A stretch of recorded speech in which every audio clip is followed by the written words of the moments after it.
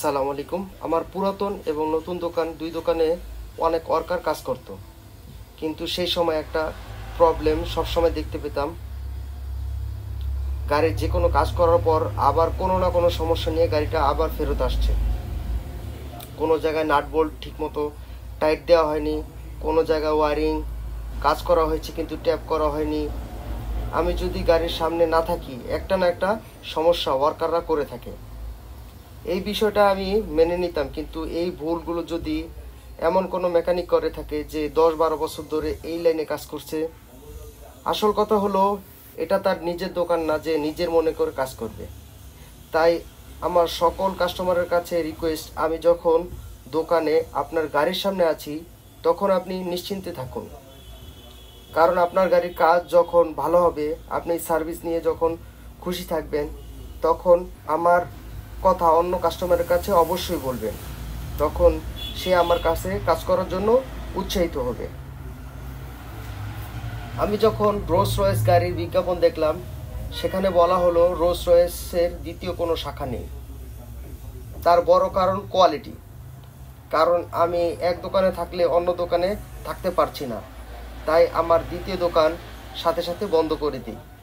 এবং কাজ বেশি থাকা সত্ত্বেও যাদের কাজে ভুল আছে, অর্থাৎ যারা কাজ করার পরও কাজে মনোযোগ দিয়ে করে না, তাদের বাদ দিয়ে দিই। হেল্পার নিয়ে আমি নিজে কাজ করি এবং মিস্ত্রির সংখ্যা কমিয়ে রাখি। তাই কাজের সিরিয়াল বা চাপ অনেক বেশি। আমার দোকানে কাজ করতে ফোন করে অবশ্যই আসবেন, কারণ মিস্ত্রি কম থাকার কারণে আমি চাইলে সাথে সাথে কাজ করতে পারি না। আসলে আমি কামলা দিয়ে কাজ করাই না, আমি নিজেই কামলা। তাই আপনার কাজের জন্য যথেষ্ট সময় দিতে হবে, তবে ইনশাল্লাহ কাজ আপনার মনের মতো হবে। নিজে কাজ করি, তাই আগে কিছু কিছু কাজের ওয়ারেন্টি দিতাম, কিন্তু এখন কিছু কিছু কাজের গ্যারান্টি দিয়ে কাজ করে থাকি। আর আমি অরিজিনাল বলে চাইনিজ মাল বিক্রি করি না, যেটা চাইনিজ সেটা চাইনিজ বলে বিক্রি করি। আমি কনভার্সন করার পরে কেউ যদি কাউকে দিয়ে মালামাল চেক করাতে চান, তাদেরকে একটা অপশন দেই।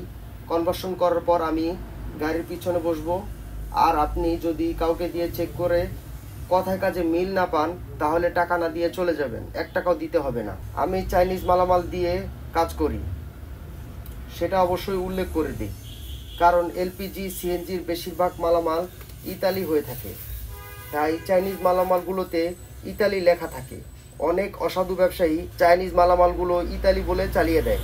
তাই চেক করার জন্য আপনাদের আমি অপশন দিয়ে থাকি, এবং চাইনিজ মালামালগুলোতে আমি বিলে অবশ্যই চাইনিজ উল্লেখ করেই বিক্রি করে থাকি।